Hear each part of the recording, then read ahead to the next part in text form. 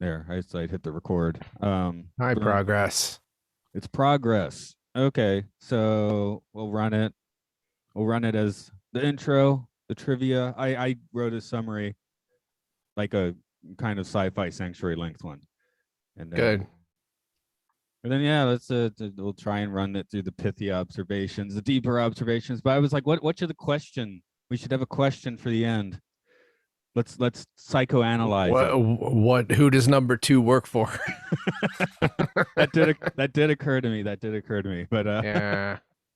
let's psychoanalyze it. It's in the mind. How close do you think he is to getting off the island? How close is he to breaking? Yeah, who's winning? Mm. Okay, who's winning? Maybe that's a good news. How's it hold up and who's winning? How's it? Yeah. How imprisoned is he? How imprisoned is the prisoner? Okay. I have a pretty interesting thesis statement that's probably going to just ruin the entire show, but I'm still going to say it. Yeah, sure. Of course. It's only like 17 episodes anyway, right? Yeah. Let's see what's new. But It's it's my like, vac. Oh, sorry, go on. you go ahead. I was changing the topic. I was just saying, finding out like how much this is just Patrick McGowan's like pet project made me really feel like I understand it better than I did before. Oh, yeah, that. I didn't know that he like made it. I thought he was just Oh no, there's a lot deeper than that. But what was I saying? My vacation week around here. That's kind of Mhm. groovy. I don't be working this week. That's good. I showed. How you made a thing that you put in the message that I haven't an album. You made an Oh, album. it's mostly. I mean, I did like a couple vocals and a guitar pickup, and I think some percussion. But it's basically an album from last year because I when my track shifted to the folk rock thing, but I had like an album plus of like electro freak tunes in the can. Although this one's got a lot more. Yeah, it has all the tunes from that period when I had the lead three. Okay. You know the lead three. It's a guitar. Yeah, that's basically the guitar that Roger Miller used in Burma. Okay. So I was like, I have Huh. to make Burma level noise on the guitar for a few tunes. That's a good idea. I was actually listening back. It is a penultimate version of the album. Like just from the first two, I noticed that the first one has a clunky sound near the beginning. I need to edit, and the second one, the Mhm. vocal is like slightly ahead of the rest of the tune, so I need to sync that up. But shit like that, Mhm. right? Like the mixes and the basic idea of the mastering set. So if you do hear a little error here or there like that, tell me. But I just Okay. noticed, because you mix it, you listen to it next day and you're how did I miss that, yesterday, right? Yeah. I What was I thinking yesterday? what was I thinking? Mm. Hmm. Did you I guess you're not quite as like run out after the trek as I am. Did you hit either of yesterday's episodes, The new series. the new series and the Picard finale? I have not even started Picard yet. I wanted to get Mhm. through Voyager before I started Picard, and I am probably a year away from that. Yeah, So, there's a lot of Voyager. But yeah, the Strange New Worlds is pretty good. I did. yeah. Don't do I have to watch Discovery before watching that? No. Okay, I thought it was like Um, a spin-off for some it is reason. it is because Spock and Pike are in season 2 of Discovery. Hmm. But the only thing you really need to know is to save the universe or whatever. In Discovery, Pike took like a Klingon time crystal, and Hmm. the downside is if you accept the crystal, you accept that the crystal will show you your fate, and once it shows you your fate, it's irreversible. So it showed himself in a little beeping machine. Right. So he knows about that now. And and they didn't tell you in Discovery, but he also knows when. So he knows he has a Oh, decade before that. wow. So Okay. obvious. So they do play on the mind trip of that, of course, because that would kind of, it has him like looking the Mm, shiny surface of the captain's chair and seeing a reflection of like Melty Pike. that's fun. I mean, that's it's if you're gonna do a prequel, I guess it's fun to just make the guy have to know. Yeah, Uh, yeah. Their Spock is quite good. I think he's a lot better than. I mean, Quinto is fine in the Kelvinverse, but this guy's better.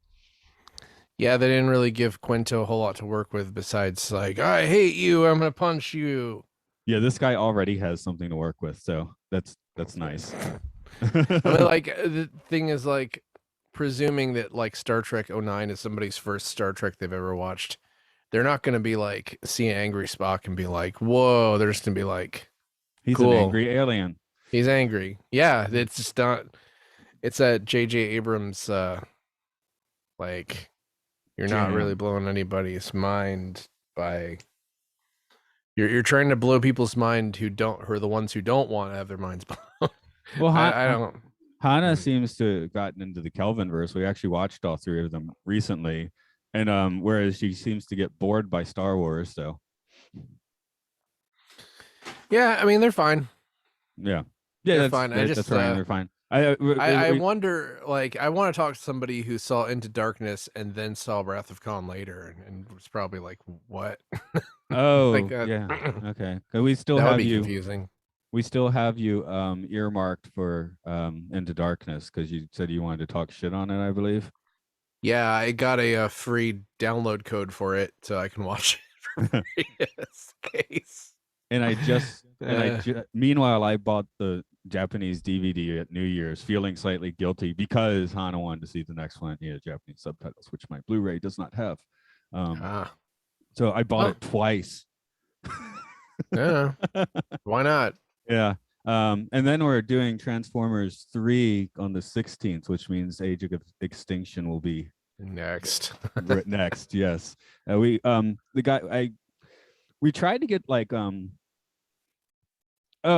was trying to get like someone nuts, but getting nuts people can sometimes be problematic, right? Yes, Like of course. Like we were gonna do Stargate and the dude just didn't show. So yeah, never heard He from was him afraid again. that you were tapping his like he was afraid you were recording him. Yeah, so, no, something like that. Yes. And anyway, that's fine. I don't really want to watch Stargate again. I want to do the podcast. I don't like that movie that much. I don't. Yeah, I don't.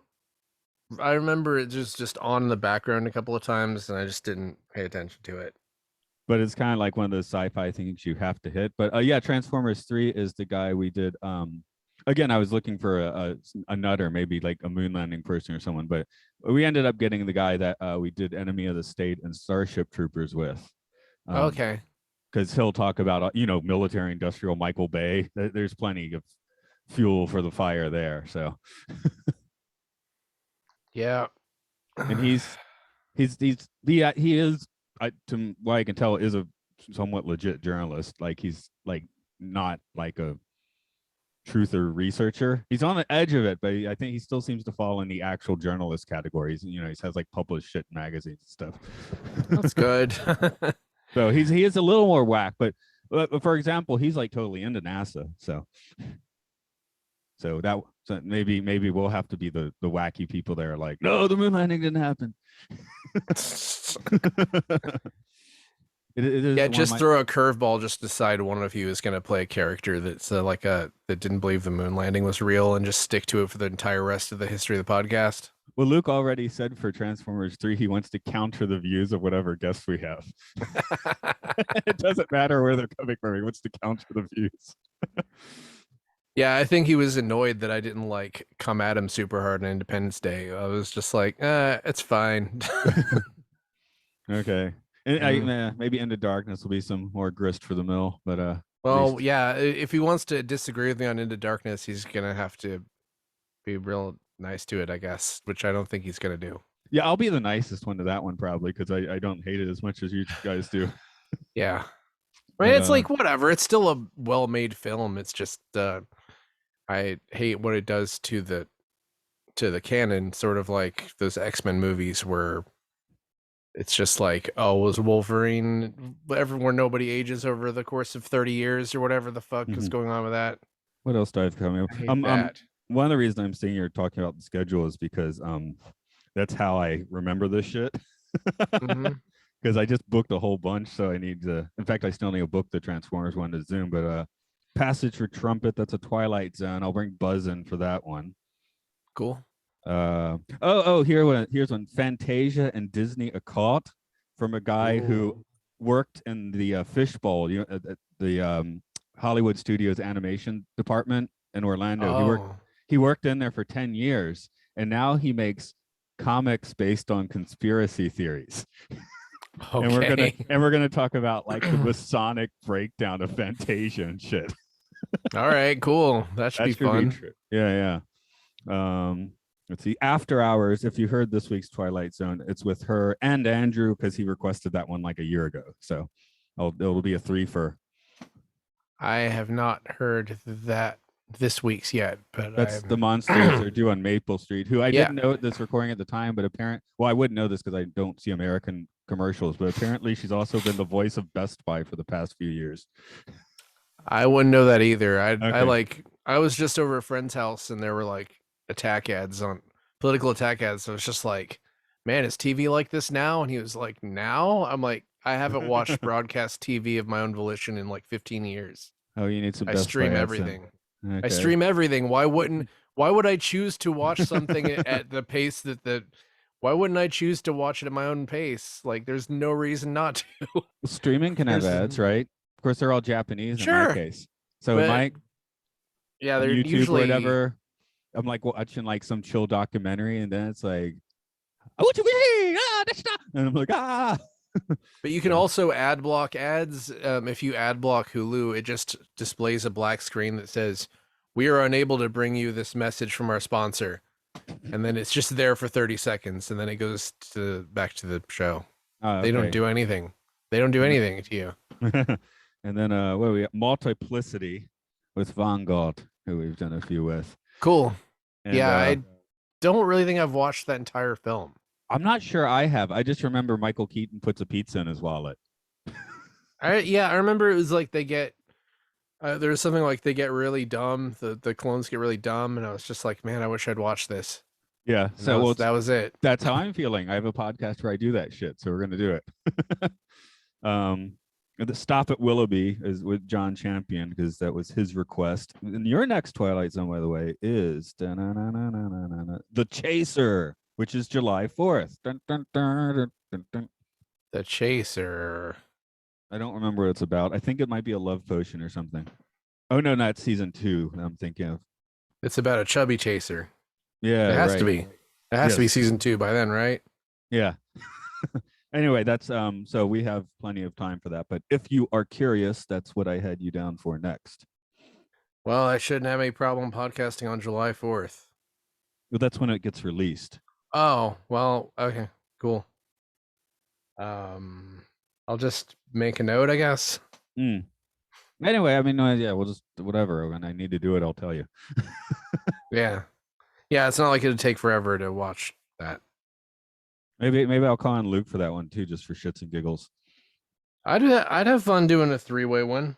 Yeah, I've been doing a few more 3-ways. Like I said, the after hours Yeah. is going to be one. So, yeah, I don't think like Twilight Zone doesn't require 2 people. It's not like what does require 2 people? I don't fucking know. it's an anthology, right? So you can do whatever. But yeah, it's usually pretty wacky. But it's like, because there's kind of these feminist centered episodes like Mirror Image and Hitchhiker, right? That have kind of that angle. I'm like, why am I talking to like middle-aged white dudes exclusively for these, right? So I don't know. So I was like, okay, after hours. I would have felt pretty guilty doing Hitchhiker, probably. I would have felt pretty weird about doing that. Well, I got the Big Tall Wish figured out at least, so cool. That's where I was the one. I think I mentioned that one to you. You saw it on Facebook. Yeah, because one of my old high school classmates had been running like kind of groovy activist stuff during the Floyd protests. So I was like, that's a good person to drag in for this. Nice. So that one is a good episode. And I think I even say it in the episode, like, yeah, I should have had a female guest on from Mirror Image or Hitchhiker. But I already promised Andrew, like, specifically requested the after hours. So I was like, well, I'm not going to tell him no. And I think he'd enjoy talking to the other person anyway. So, okay, let's do this one then. I'll I guess stay shut up for 5 seconds and I'll see where to edit.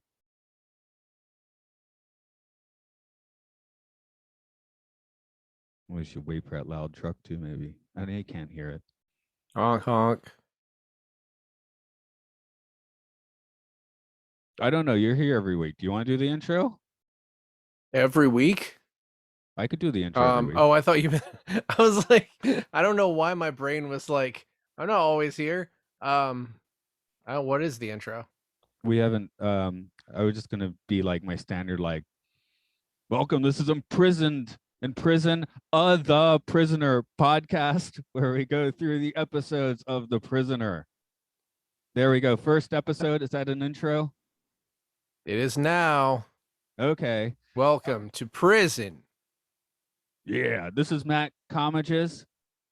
It's Mark Malik also. All right. I thought I'd make this like a full name podcast because I always just say this is Matt. So now I'm giving you, now you can find me. Actually, you can always apparently podcast. there's a golf player with my name. And I keep getting like followers on Instagram from like golfers. So I'm assuming they think they're finding the wrong person. Nice. You should try and like just sell them golf equipment that's fake. Well, I could steal my father-in-law's golf equipment and then sell it to them. That'd be horrible. Well, that's not nice. No, it's not nice at all. Steal someone you don't know's golf equipment and sell those. Yeah. I'm just noting there is an avid golfer in this house. It's just not me. Yeah, he said he was going to come to the Masters sometime. Okay, right. Anyway, if you do want to send us your golf information, I guess for now, this is for the time being also airing on the Oral Hygiene feed. So Oral Hygiene Pod on Twitter or Facebook's probably the best place to look for us at the moment. I'm crossing the streams. So yeah, we're on the first episode here. It's the arrival into I now you were saying the island, I'm saying the village. I maybe you're crossing lost tracks in here. Well, yeah, it is a village. Yeah, I mean it could just be an island. Feels too. like it's an island. It probably is an island. Yeah. I mean, there's certainly a good chance, right? But we really don't know, which is. What's your history? Let's go over our histories with the series. Okay. For me, it was about 1999, 2000 when you just started getting like complete sets of TV on DVD, right? And that seemed like an amazing novelty. Like I can spend like $40 and have this complete TV show. That's insane. Because The Prisoner is something you might have picked up on PBS here and there and seen a totally random episode, but it's one of the first series where it's episodic. There's kind of a through line. I think it's one of the first series to really do that, because something like Rawhide or Star Trek, they hit the reset button as hard as they could every week, and this one doesn't so much. Unless you're number 2. Yeah, but that's almost like a running joke. So it's still yes. a running. I think a couple of number 2s actually last more than one episode. I think. Yeah, but that is true. But yeah. So I watched at the time, 20, 21 years old, and I liked it and it was trippy. But recently I've been thinking, man, I know a lot more since then. I bet I could read a lot more into this show now.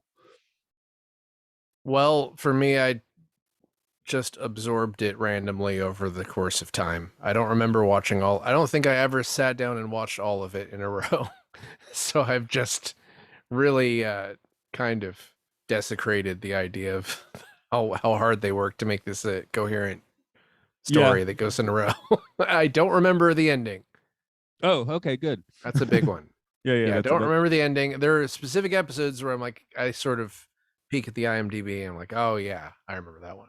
Yeah. So we are but we are running through this basically from a, we don't really know what happens after the episode we're watching sort of thing, I think. Mm-hmm. And I might sneeze soon. I'm not sure. So why don't you tell us some trivia while I may or may not sneeze? Okay, Irish Pactor. I already messed Irish Pactor. I can't do this. All right, Irish actor Patrick McGoohan was born in 1928 in NYC. That is irrelevant, but I just felt like pointing out that he's from America, but he's not. Not really. He grew up in Ireland.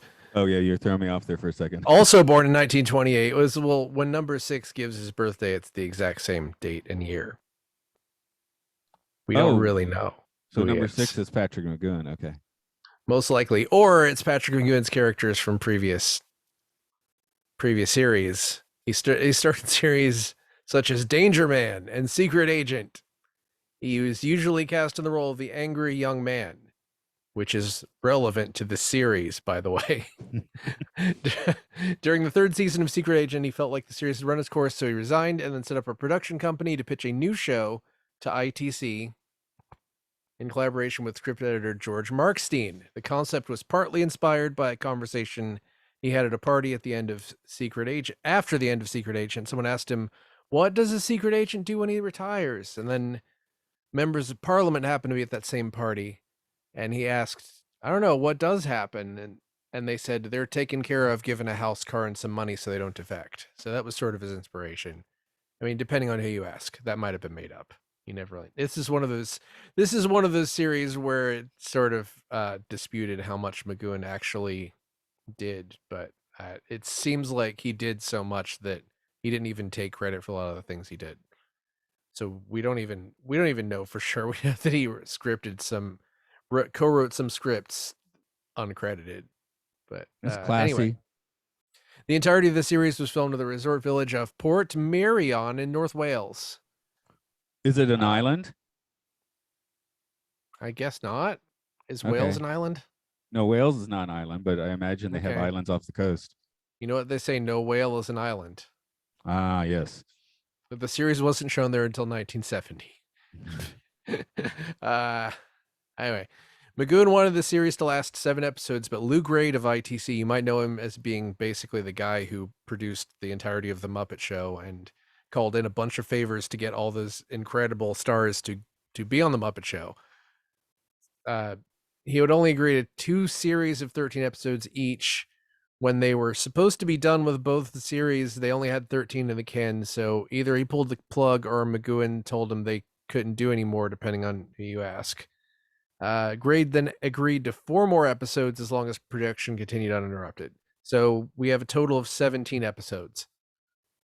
The pilot, Arrival, was written by Markstein and McGowan, uncredited, with David Tomblin, who worked with McGowan on Secret Agent and would go on to co-write 2 more episodes and direct 2 more episodes, as well as serve as producer for the entire series.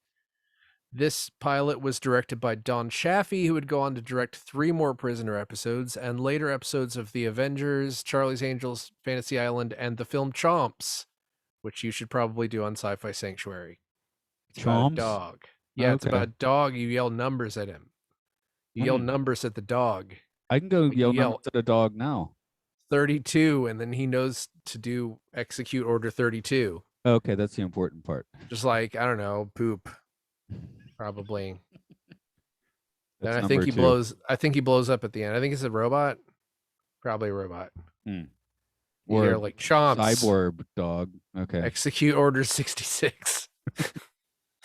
Number 2, the first number 2, is played in this episode by Guy Dolman, or possibly Guy Dolman, New Zealand actor previously starred in Thunderball and the Deadly Bees. Those are 2 movies. It's not a movie called Thunderball and the Deadly Bees. Right. New number 2, the second number 2. We get 2 entire number 2s in this episode. Played by George Baker, known for other Bond films, On Her Majesty's Secret Service and The Spy Who Loved Me. So lots of Bond actors here. Paul Eddington plays the role of Cobb. He acted on several other British shows and films and was most well known for starring in Yes Minister and Yes Prime Minister. You seen those? Yes Man. No. I probably saw it when I was 8 years old or something on PBS and turned the channel. Briefly, it looks like a BBC comedy about somebody who's dumb and becomes prime minister.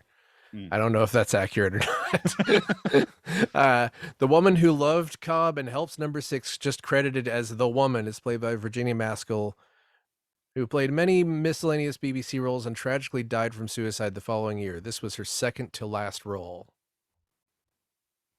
Just wanted to end it on a downer. Okay, I was checking if you're ending on a downer or not. Ending on a downer. So anyway, The Prisoner. I'm flipping down to my story time. Okay. Here we go. Our intrepid protagonist storms his way into a swank London office and straight up resigns. He returns home, only to end up gassed. Upon waking, he finds himself in a strange seaside village. The taxis are local only, as well as the maps. And trying to look farther out than that brings you in contact with a strange, seemingly sentient, and potentially deadly big rubber ball. Our man, we called Rover, I should give the ball a name. Our man, who has been given the number 6, plays a bit of chess with the locals, but his goal is beyond. That faceless behemoth that is the village wants to know why he resigned. Number 6 finds a former colleague, Cobb, wasting away in the village infirmary. The two make a plan to escape, but it's all a sham. 6 ends up right where he started, while a seemingly dead Cobb is seemingly set free as his subterfuge played out the first major mind game on number 6. Okay, now you can go. Okay, so the prisoner. Okay. So the prisoner. So the prisoner, yes. We get to talk about, I mean, we're not going to talk about the opening every week, but it's certainly a good time to talk about the opening because it's one of the, I think it's one of the cooler TV openings you have. It's great. It's like wasn't the opening to Get Smart exactly like that, except for instead of resigning, he's just got in the phone booth. Yeah, he's like walking through like big doors and stuff. Yeah. I think it's so much shorter. I think that's patterned after a bunch of other shows. Yeah. I think maybe Mission Impossible did that too. They like I'm the not fuse sure. on fire, right? And get the That's how you know files there's out. subterfuge. You go inside of a thing. You go inside of a thing that's secret. Yeah. But yeah, you do wonder what kind of wild conspiracy theory he knows about and is leaving over. I am as I've said, I don't remember the ending. I'm willing to bet it's something really minor and they're just overreacting. Like the coffee machine has like a new brand and it tastes like garbage. Or like his boss cheated on his wife. And I like my coffee idea better. Yes. Maybe his boss took the coffee. Right. But yeah, it's weirdly long too. I do remember the first time watching maybe the second episode I'd seen him and go, oh, we're gonna do all this again, are we? Yeah. So I don't know. You could call it a little bit of padding, but it's not like this is a shortened show in the first place. So I guess it doesn't matter. There's a little bit of padding in this show, but there's also some really extremely quick cuts in some situations where he just shows up. Number 6 just shows up in someone's office. You know, there's right. a whole lot of walking to places or driving to places. Well, there's a lot of walking around the village. The ball eats you, and then you sort of just reset. Yeah. Oh, he's got one of those like 60s like what are they called midgets or something? The car, these death machines. Yeah, go-kart. Yeah, it's practically a go-kart. It's basically a go-kart. It's really cool. I was like, it accomplished the thing where I was like, man, I wish I was driving that. That's pretty cool. But yeah, in the 60s, what is it? Tara Reid. There was the famously one of the young playboys about London totally got himself smashed in that car. That's what the Beatles song "A Day in a Life" is about. So of course, there's also Paul is Dead theories that have similar stories too. So that part in that song where it goes ting ting ting ting ting ting is the card smashing. Like he didn't notice that the lights had changed, all that sort of stuff. I don't remember much about that. Yeah. I remember there was clanking. Maybe no wait, that was ELO. That wasn't Day in the Life. Oh, that was the song that sounds very similar. Yeah, they were hitting a fire extinguisher. Oh, that's cool. Okay. I did think it was funny that they have the futuristic wireless phones. Yeah, anything like this just breaks my brain because I'm like, is this futuristic or is this just a cool thing they had in the 60s? I don't even know. I guess they had a Bluetooth speaker. They invented that. Yeah, it looked like a 1992 like house phone. But for 1967, that's pretty impressive. Yeah. Yeah, I'd say so. There was no rotary dial. I don't think you could even use. There weren't even touch-tone phones then, were there? Like they didn't even invent that yet, right? Right. I don't know. There's some history. I'm sure there's educational films I need to look at that tell me that. Dial Zonia or something. Yeah, I think there's films that teach you about the history of phones, but I guess what would you do? 1963. Oh, okay. So he could have had So touched that's him. possible. Yeah, yeah. But it would have been one of those newfangled things at the time. So um Indeed. he walks out of his new apartment or his house or whatever it is, and then goes straight into spy mode, which makes sense because he was a spy. Um, what would you do? Would you chill out for a while? I think I would freak out and get myself killed trying to get How? out. Oh, just you'd start running like a madman, and then Rover would bring you back, and then you start Yeah. running like a madman again. Yeah. Yeah. I would.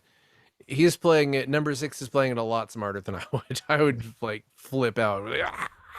Just start like biting people and just like actually I put this in my notes like when they're showing him the island of the helicopter, I would have just like tried to climb across and steal the helicopter while it's in the air, even if it killed all of us. I mean, he probably knows how to fly it. Yeah. He's probably had to do it before. I mean, if James Bond would do it, James Bond would have taken the helicopter. Yeah, that's true. And then yeah, and would have found, I don't And know. then he would have found that ball and then took it to bed. Yes, that's exactly what they do. I do That's like. an interesting part of this series is that Patrick McGowan like absolutely fought tooth and nail to not have a love interest in it. Well, He I was think like that makes sense though, enraged. because he's supposed to be like so isolated, right? So a love interest would kind of bungle that. That's pretty cool. It's like the opposite of what Wesley Snipes did in Blade. In Do you Blade. remember he was doing a lot of interviews about how Blade was going to get laid, and then he just started getting so angry about not having a sex scene that the third movie he flipped out and told everyone they had to like refer to him as Blade and wouldn't talk to the director. And I think he tried to choke the director. You can Patton Oswalt has a nice write up about everything that happened. Okay, You can read that. because I just saw Everyone. Demolition Man when you brought up Snipes. Yeah, I that movie was fun, but it's weird conservative propaganda, and also Wesley Snipes is just doing an Eddie Murphy impression the whole time. That's cool. I haven't seen it since 1995, so Well, that was my take on it. We watched it a few years ago. I used to be obsessed with it. yeah, I remember. Um, Mhm. so I do like his answer to would you like a color or black and white map is just a map, which that's not really an answer to the question. But the better thing is he doesn't even get a good answer. He was like a larger map, and he just gets a larger version of the same map. In It's color this time. yeah, in color, which is great. It's great. That's a great bit. I mean, they do service at in the village. Yeah, there is kind of a Disneyland element here, I suppose. It's probably a lot like Celebration Florida there. I think that's what it's like to live in Celebration Florida. They Wow, do what they if have they Rover? do you think they can do you think they should just remake this entire series but it's just in Celebration Florida and then like Mickey Mouse comes after you instead of a ball? Is that what happens in the 2009 version? I hope so. Well, I hope so. I hope so. um, yeah, maybe it's because of the music, because he's just walking around. And it has like an orchestral version of "Pop Goes the Weasel" playing. I mean, that's pretty Disneyland. It's pretty terrifying. I mean, it's like I think it's only gotten scarier over time because it's like so much weirder now than I guess the Disney version would be. Do you remember when we were in Orlando and went to that Bennigan's and they were playing like Miley Cyrus music super duper loud, like to the point where it was almost impossible to have a conversation, even though the Bennigan's was almost empty. Yeah, I was there for the Monte Cristo. I remember that. Yeah, And yeah, the Monte Venice. Cristo was great. It was totally worth going there for the Monte Cristo, but it was definitely weird and uncanny. Someone tell us if Disney World still has a Bennigan's, because that would be amazing. They can't by this point, I can they? believe the chain still exists. Okay, because yeah, God, how many calories is in that thing? Is that going to make you come back to visit America just for that? No, I just asked about the calories, man. It must be like 3,000 calories. Well, it looks like it still exists. That same one we went to. Oh, okay, cool, good for them. Uh, oh, correction. There is the only Florida location is in Melbourne, Florida. Oh, okay, so they have one, but not the one just next to it. Most of them are in the Midwest. Ah, And then there are some in Cyprus, El Salvador, Mexico, Qatar, Dubai. Coming soon to Guatemala, Pakistan, Honduras, and Nicaragua. Man, that company's gotten weird. They're like 4 in Cyprus.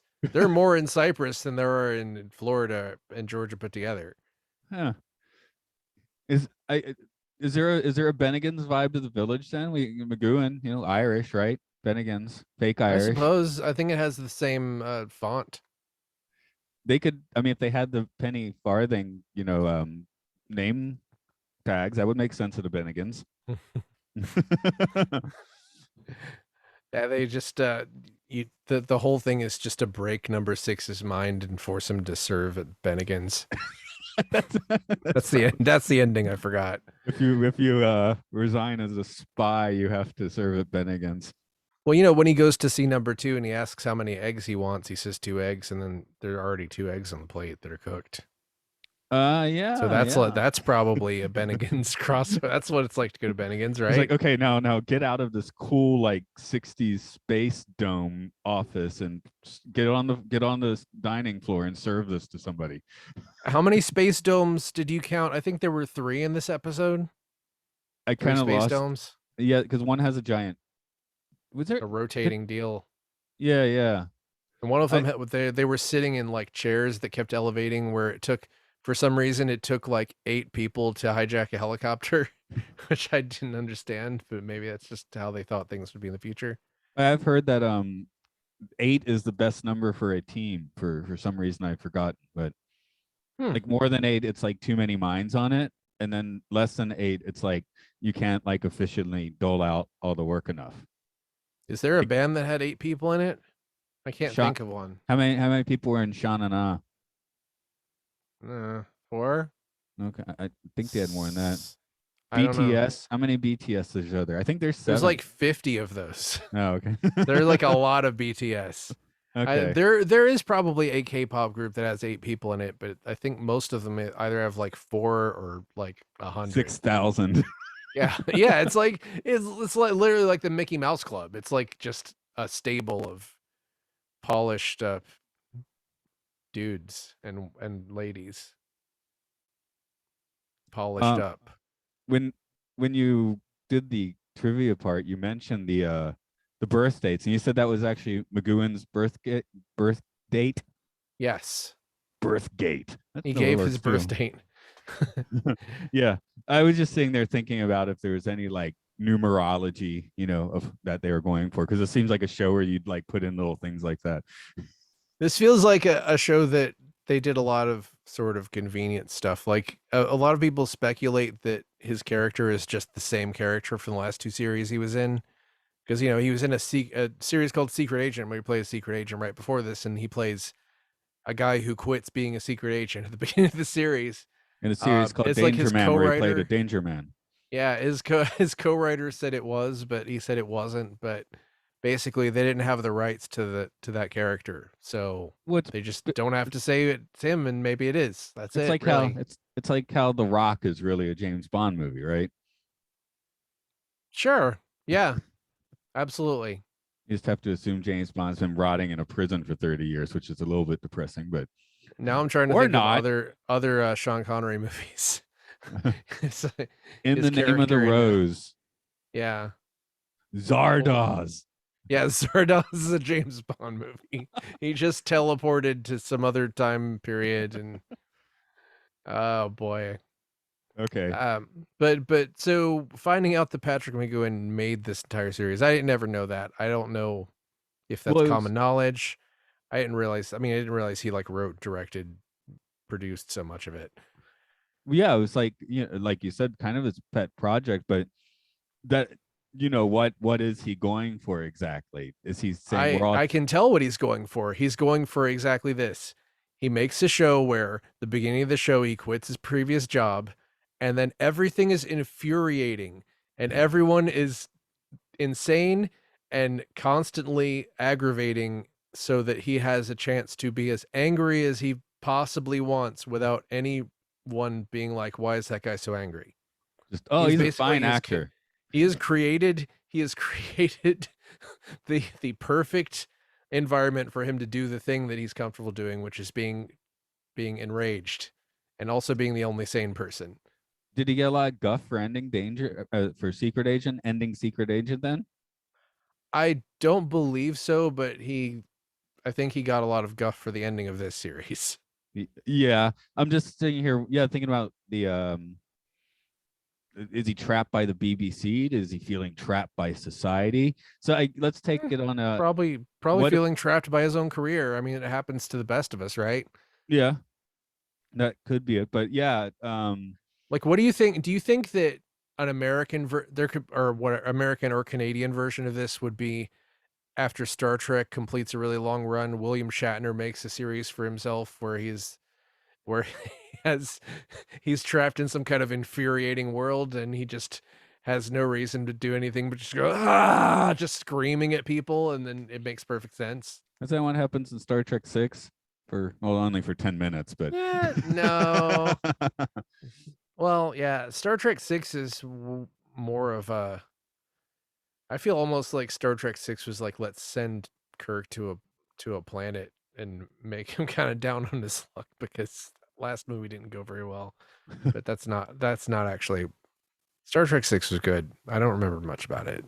I guess people would be more into someone's like weird like art project series now if it were good. Like For sure. Tom I Cruise could do that and people would absolutely go for it if he did it correctly. I think that's what the new Nick Cage movie is, sort of. Even though he didn't direct it. Oh right. Okay. You know about this movie? No, no, you're about to tell He me. plays himself. No, I haven't heard that yet. That sounds He fantastic. plays himself, and it's called like The Unbearable Weight of Massive Talent. Okay, yeah, that sounds fantastic. It's supposed to be very good. Terrible. Okay, good. It's the guy, the Mandalorian guy, plays like a mob guy who abducts him or something, and they end up mixed up together. And okay. he plays a fictional version of himself, Nick Cage. Ah, that he has also gone on record. He's gone on record as saying that he'll never watch it because he did a fictional version of himself. But, okay, that would be more of a reason to watch it, wouldn't it? It would be more reason for us to watch it. So I'm just trying to spell out your viewpoint. So, would you say this is a fictional version of McGowan on screen? Is he really this angry? You know, I think it's an externalized version of his ego or his inner self. I think it's like he's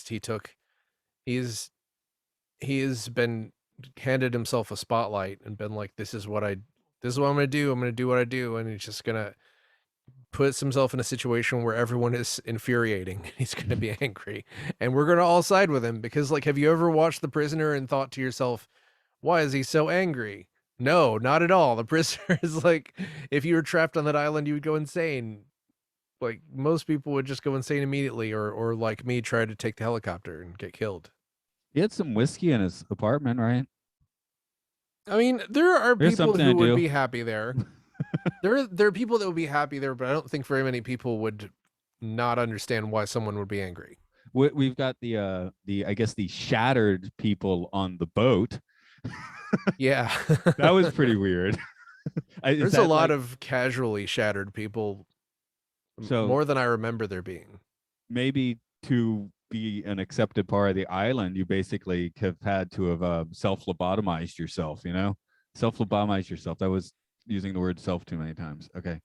I do. Well, I think this is an elevated version of there would be a way to do this badly, and this is definitely not it, because if everyone was happy all the time on this island, it would be boring and dumb. It's good that there's a lot of like people breaking and people kind of being like, okay, well, like I'll help you, but don't tell anybody. There's like a lot of that, and then there's a lot of just evil.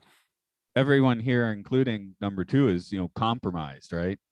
Mm-hmm. Certain degrees of compromise. I mean, once you've gone nuts, I mean, that's a different version of compromise than being quote unquote in charge.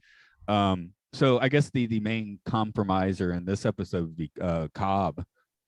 Yes. Who's the only person that gets a name in this episode too, I believe. Well, he does a Kaiser Soze, basically. Yes. Yeah. But I did kind of wonder, is he going to walk out of that room at the end and then get a bullet in the back of his neck? Well, we know this. He's not in any other episodes. Yeah. Well, I just, like Winston Smith in Spoiler. 1984, right? He's just Hmm. at the end, he's just, oh, someday they're just gonna pop a cap in my neck. I think it's really fun to consider that if someone's not on any further episodes, that they're definitely dead. Yeah, yeah. And it's like, Because you don't leave the village, do you? nope. But I guess my how broken a person does that, because it was his fellow spy. I guess spies could be want to shaft each other anyway, but that's spy Hmm. stuff, yeah. I mean, it wasn't sympathetic. I'm just like, he's obviously been there longer, and you know, Well, wait, Cobb? yeah, because it But I seems like mean, they. do we know that Cobb, how long? We know that the woman who helped number six met Cobb on the island, but he's definitely been, he's definitely there just to get information, right? Because you see him at the end and he's like, See, I well, I kind of assumed he was another prisoner who had, that was his ticket out.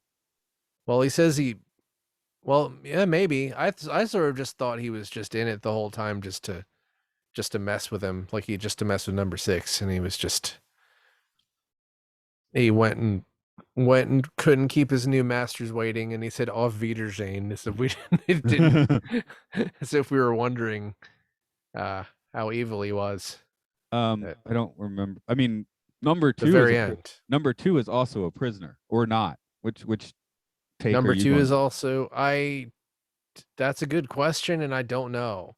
It's like what? How do you when they break number six? Do they hope to break number six and then get number six to help them break other guys? Because that Well, they doesn't seem likely. because they are like, oh, you can even get positions of power here. We have voting and stuff, right?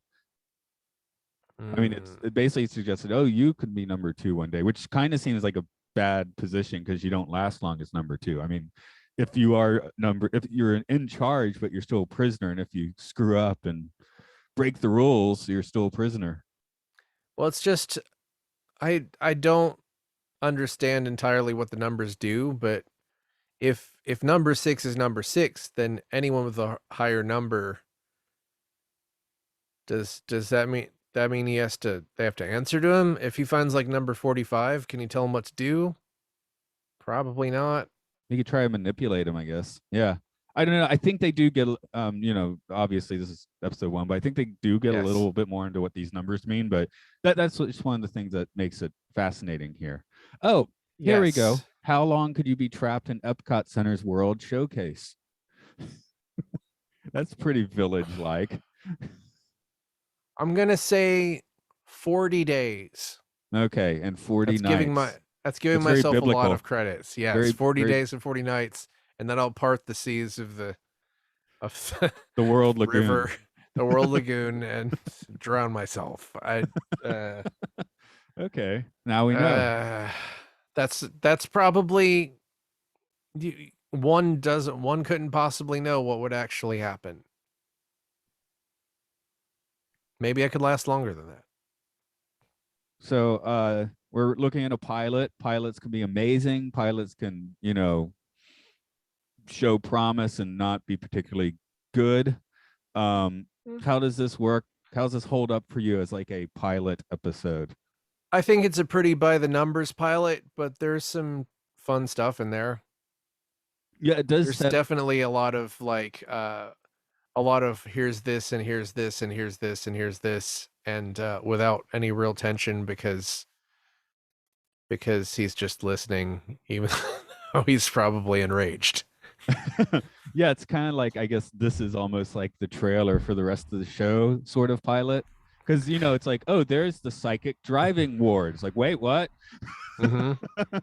Well, like do you remember in the Return of the Jedi where after you're fed the whole thing about Darth Vader and Luke, and then he's he gets out, he does a bunch of cool stuff, and then he goes back, and then it's just him and Darth Vader just kind of walking around, and you're just kind of like, what?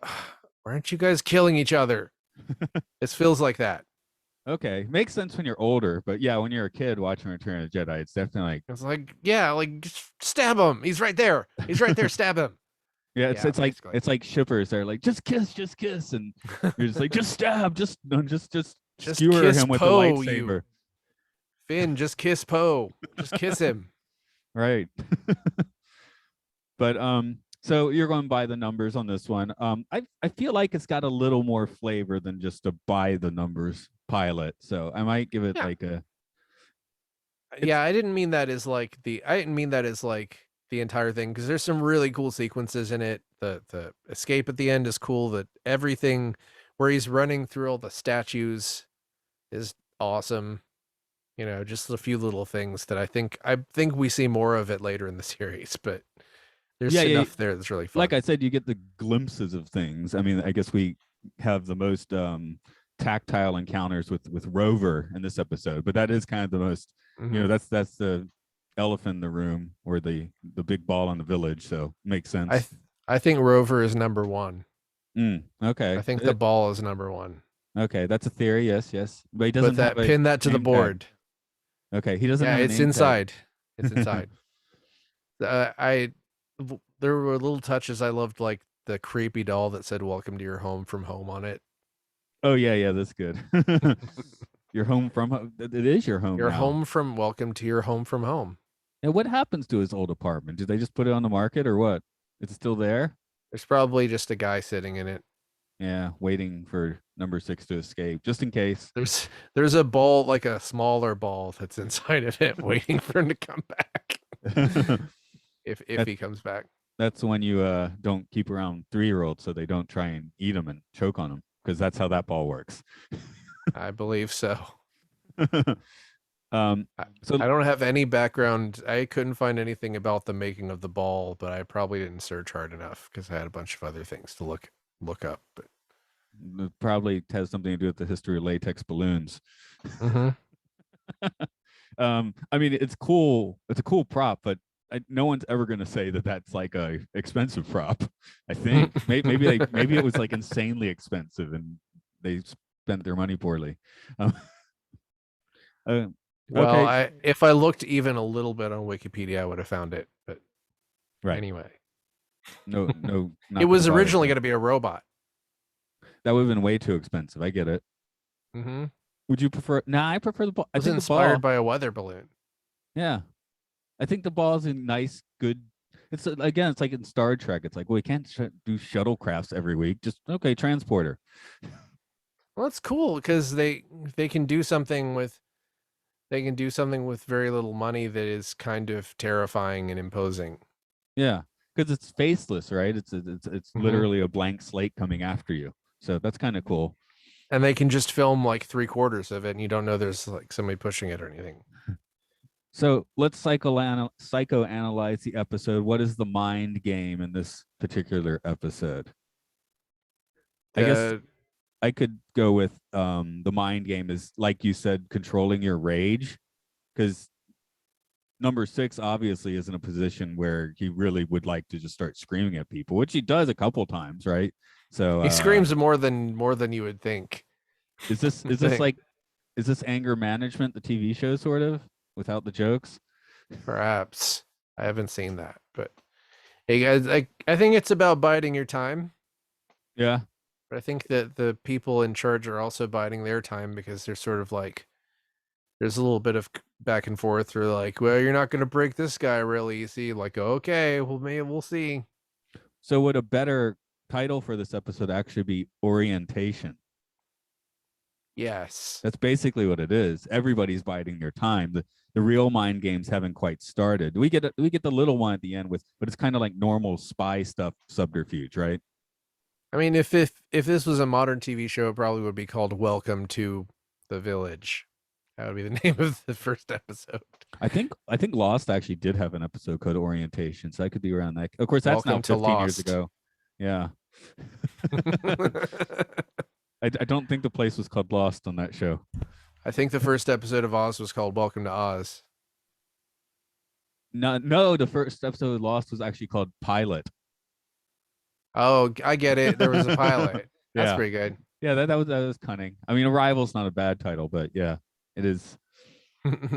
I feel like we haven't quite arrived yet, but yeah, I think I'm not sure. Well, oh, I should mention show order. We're basically I still have the DVD sitting right here, but we're Oh, I basically forgot to using put that in the. I forgot to put that in the trivia. Yes, there is some disagreement over what the proper order is. anyway. Yeah, in great part because of those 4 episodes, they just had to kind of shoehorn in, right? Hmm. I believe next week is one of those. We're for any interested parties. It turns out you can watch the entire show on YouTube. So I guess we're gonna follow the YouTube playlist. Okay, Yeah. So I why believe that not? makes the next one the Chimes of Big Ben. It might be. Yeah. Do, do, do, do, do, do. See, I can't check That's blank. the first thing that comes up on IMDb is this is better than the pilot episode. Okay, that's cool. Oh, the first DVD only has the arrival on it. Disc two. What? Ah, Actually, oh hey, wait, no, actually, this is free for all. See, that's the whole point. Oh, I get why, because my first disc had the Chimes of Big Ben as an alternate version, and then this, so next one is free for all. So yeah, okay. if anyone's, so I just confused anyone listening. Sorry, folks. Um, Free for all is the next episode, is what you're saying? yes, free for all is the next episode. Free for all. Okay. Pretty sure. Well, I guess we're we following my have to DVD. now. Yeah, Now we have to. You okay. said it, We are or you could just following edit the this out. no. It's in we are following the A and E DVD order then, and the next one is free for all Okay. because I can always just grab the disc and check. um, like I said, right now we are streaming on 2 podcast platforms because I can do that without too much trouble. We don't have specific social media yet, but if you head for Oral Hygiene Pod at Twitter or Facebook, you can tell us, please cut your shop talk for the love of God. Hmm. And yeah. What else? Oh yes.